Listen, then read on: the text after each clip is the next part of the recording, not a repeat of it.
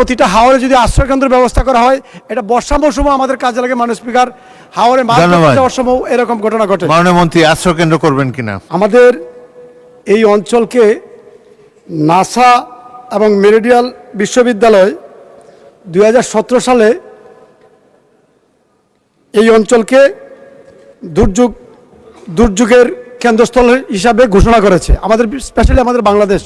গতকালকেও মাননীয় স্পিকার 8 জনের মৃত্যু ঘটেছে। এটা প্রতিনিয়তই বাড়তে শুরু করেছে। মাননীয় স্পিকার, আমার মন্ত্রী মহোদয় বলেছেন এখানে সাইরেনের ব্যবস্থা করবেন। আমার এই অঞ্চল মিনিমাম একটা হাওর 10 থেকে 15 কিলোমিটার ডিস্টেন্স যখন হাওরের মধ্যে থাকে। আর আমাদের মার্চ থেকে মে পর্যন্ত মূলত এই সময়টাতেই এইগুলি মানে বজ্রপাতটা বেশি হয়। তো ওই সময় আমাদের হাওরের কাছ থাকে, আমাদের জীবিকা নির্বাহ হয় মূলত ওই হাওর থেকে। মাননীয় স্পিকার, এইখানে যদি সাইরেন দিয়ে তো এটা সমাধান হবে বলে আমি মনে করি না। মাননীয় স্পিকার, এটাকে আমাদের আশ্রয় কেন্দ্র করা যেতে পারে, বজ্র নিরোধক দণ্ড বসানো হতে পারে এবং সহজলভ্য মানুষ যাতে হাওরে যাওয়ার পরে মাননীয় স্পিকার যদি একটা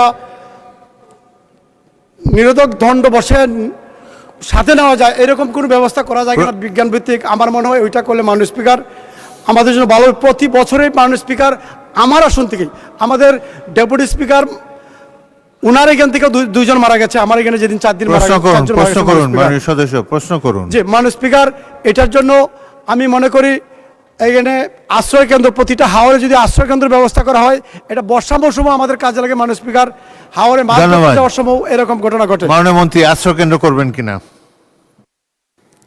মাননীয় সংসদ সদস্যের প্রস্তাব অত্যন্ত সুন্দর।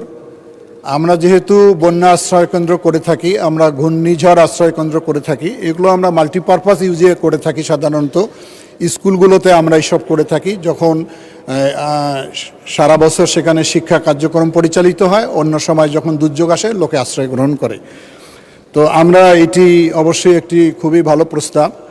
আর বিজ্ঞান ভিত্তিক যে নিরোধক যন্ত্র, এটি আমি অবশ্য আমার প্রথমেই বলেছি, এটা নিয়ে আমরা আলোচনা করেছি। ইতিমধ্যে আমরা সিদ্ধান্ত গ্রহণ করতে যাচ্ছি যাতে করে হাই পাওয়ার, যেটিকে ওই সময় বজ্র যদি হয় তাহলে সেটাকে শুষে নিতে পারে, সে ব্যবস্থাটা আমরা করব। তো এখানে একটি মনে করি আমি যে আশ্রয় কেন্দ্রের পাশাপাশি যদি আমরা এই জিনিসটাকে ওই অঞ্চলগুলোতে, বিশেষ করে উত্তর এবং এই হাওড় অঞ্চলগুলোতে আমরা স্থাপিত করি, তাহলে মানুষের এই জানমালের অর্থাৎ বিশেষ করে প্রাণহানি ঘটার সম্ভাবনা কমে যাবে।